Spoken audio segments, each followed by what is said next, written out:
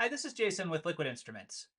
This is the second video in a two-part series about how to define and measure a transfer function for the Moku PID Controller and Frequency Response Analyzer using Python. Last time we introduced and set up the standalone PID Controller instrument. Today we'll continue our walk through the necessary Python commands to configure and measure the transfer function using the Moku Frequency Response Analyzer.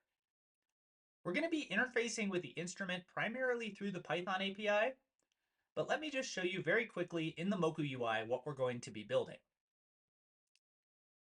We'll be configuring the device in multi-instrument mode, and the output from the Frequency Response Analyzer will pass into the PID controller, where we've set up the transfer function. It will then pass back into the input side so that the Frequency Response Analyzer can measure the difference between the input and the output signals, both in terms of magnitude and phase. Let's go back to the script we were using in the last video and continue where we left off.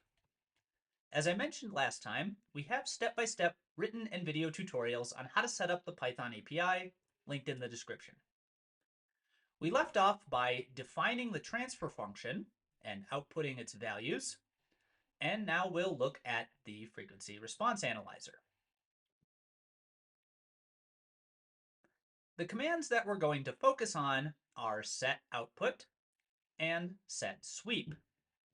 If you have two outputs, you're going to enter the command set output twice, once for each channel.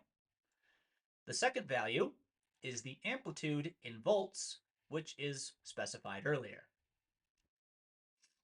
The command set sweep configures pretty much everything else about how the Frequency Response Analyzer conducts its sweep. There are a lot of keyword arguments, so for clarity, we've defined them all in this block of code earlier. Key parameters are the start and stop frequencies and the number of points in the sweep.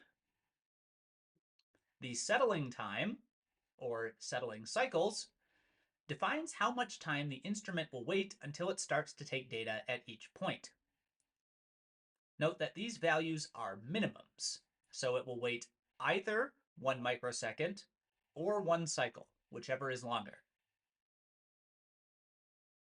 It then collects data for an amount of time equal to the averaging time, or averaging cycles.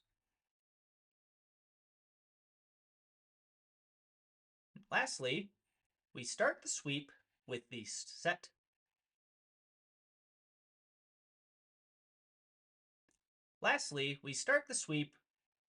start sweep command. And we can see, if we run this code, it will give us an estimate of the total sweep time. This value is useful because it helps with our next command, get data.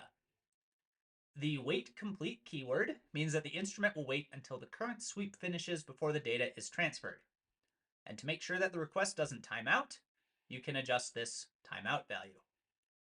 Once the data is collected, you can divide it into two sets and plot the magnitude and phase versus frequency, which you can see this code below.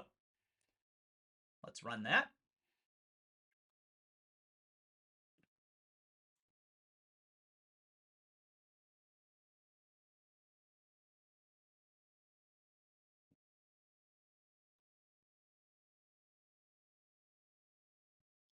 Now you can verify that the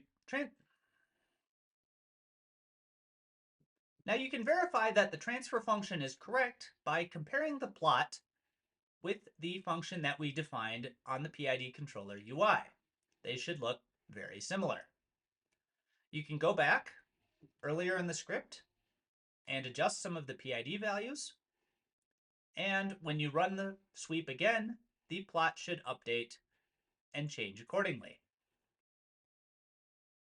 Now, we've shown you how to define and measure a transfer function with the Moku Python API. So that's all for today, and thanks for watching.